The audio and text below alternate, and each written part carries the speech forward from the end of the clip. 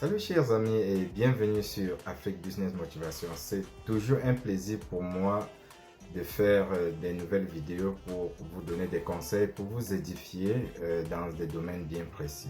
Aujourd'hui, nous allons parler de comment travailler temporairement au Canada. Basé sur des questions, des commentaires, des messages que vous m'avez envoyés partout, j'ai décidé de partager avec vous aujourd'hui cette vidéo dans cette catégorie d'immigration au Canada. Si tu me découvres pour la première fois, je suis Clément Foguet, je suis un entrepreneur basé au Canada. Au travers de cette chaîne, je partage mon expérience entrepreneuriale afin d'inspirer, d'aider, d'encourager et de sensibiliser mes frères de la diaspora, mes frères et sœurs de la diaspora et ceux vivant sur le continent africain à entreprendre massivement sur le sol africain pour aider ce beau continent à se développer afin de sortir aussi du sous-développement. Ici, je parle aussi de l'immigration, toujours basé sur mon expérience. Si c'est des thématiques qui vous tiennent, l'entrepreneuriat et l'immigration, alors je vous invite à vous abonner, à nous rejoindre dans cette communauté Afrique Business Motivation afin que nous puissions ensemble partager ces idées pour faire grandir notre communauté. Comme je vous le disais au début de cette vidéo, nous allons parler aujourd'hui de la catégorie comment travailler temporairement au Canada. Rappelez-vous que je vous parlais dans l'ancienne vidéo de plusieurs catégories dans lesquelles j'ai cité travailler temporairement au Canada. Donc voilà pourquoi aujourd'hui je vais parler de celle-là. Il y a plusieurs façons de travailler au Canada. Mais ici je vais parler de la façon la plus légale. Comment travailler légalement, temporairement au Canada. Il y a plusieurs façons. Aujourd'hui on parle de légalement. Dans quel domaine vous pouvez travailler temporairement au Canada? Il y a plusieurs domaines dans lesquels vous pouvez travailler. Je dirais même presque dans tous les domaines, vous pouvez travailler temporairement. Temporairement veut dire que vous quittez votre pays, vous venez au Canada travailler pour un temps bien précis. Ça peut être 6 mois, ça peut être 1 an, ça peut aller à 2 ans. Généralement, le contrat, c'est un maximum de 2 ans, qu'on peut renouveler bien sûr. Donc, c'est de ça qu'il est question aujourd'hui. Vous pouvez venir dans la saison des fraises pour cueillir les fraises. Vous pouvez venir comme mécanicien, vous pouvez venir comme comptable, vous pouvez venir comme chauffeur, vous pouvez venir comme nanny, celle qu'on appelle chez nous généralement la bonne, celle qui aide à l'entretien de la maison. Donc, tout dépend. Et pour cela, pour venir dans chaque catégorie, vous avez des critères à remplir. Aujourd'hui, donc, moi, je vais parler particulièrement de 2 catégories. Et ces 2 catégories, je les maîtrise à 100%. Pourquoi? Parce que c'est des catégories dans lesquelles j'ai travaillé et je continue à travailler. J'ai fait plusieurs dossiers. Je peux facilement donner mon point de vue et donner des conseils assez sûrs. Pourquoi? Parce que c'est un domaine que je maîtrise particulièrement. Je vais commencer d'abord par la catégorie nanny, comme on appelle ici, femme de ménage, comme on dit chez nous, comme on appelle chez nous. Donc vous pouvez venir au Canada en tant que femme de ménage. Et pour venir, vous devez remplir un certain nombre de critères. Par exemple, si vous avez une connaissance, un frère ou une soeur, un ami ou une amie qui a des enfants de moins de 18 ans, il peut vous engager comme sa nanny pour venir regarder ses enfants. Oui, donc ça c'est légal. Cette personne-là peut engager un dossier pour que vous puissiez venir au Canada travailler pour lui. Ou bien pour le couple, ce couple peut vous engager pour venir travailler comme une nanny. Je le dis parce que on en a déjà aidé pas mal de personnes dans ce sens. Donc voilà, par exemple, dans la catégorie de nanny, c'est bien possible. À la fin de la vidéo, je vais vous donner un site où est-ce que vous pouvez trouver ce genre de boulot temporairement au niveau du Canada. Donc ça, c'est la première catégorie, c'est-à-dire vous pouvez venir en tant que nanny. Ça, ce n'est qu'un exemple que je prends et vous avez plusieurs exemples. La deuxième catégorie, j'ai parlé de chauffeur dans la vidéo précédente. Si vous êtes chauffeur camion, vous connaissez bien conduire les camions, oui, vous pouvez aussi faire une demande pour venir travailler temporairement au Canada. Pour cette catégorie, par exemple, vous devez avoir un permis de conduire valide. Vous devez prouver que vous avez une expérience dans ce domaine. Vous devez discuter avec un employé basé au Canada, qui a une entreprise légale au Canada. Quand vos échanges s'avancent très bien, il va vous faire un contrat de travail.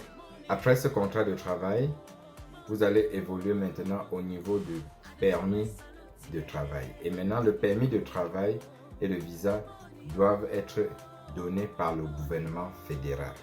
Comment donc faire pour obtenir, après avoir eu des échanges et un contrat bien tissé avec l'employeur basé au Canada, comment vous pouvez faire pour obtenir votre visa et votre permis de travail?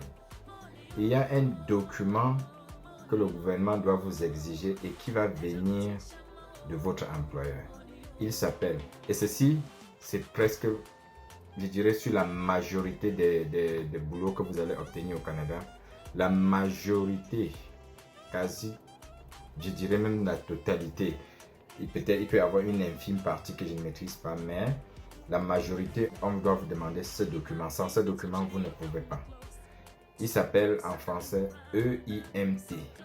Donc, c'est l'étude d'impact sur le marché du travail au Canada. Ça, c'est un document que vous devez avoir absolument pour pouvoir faire votre demande de permis de travail et votre visa. Si quelqu'un s'aventure avec vous en disant qu'il va vous amener travailler au Canada sans ce document, méfiez-vous. Méfiez-vous parce que ce document est demandé presque à tout le monde qui vient travailler temporairement au Canada. J'ai pris deux catégories aujourd'hui, donc pour être une nanny ou pour être un chauffeur ou un mécanicien, etc. Et comment l'employeur doit obtenir ce document? Il doit faire une demande au gouvernement fédéral.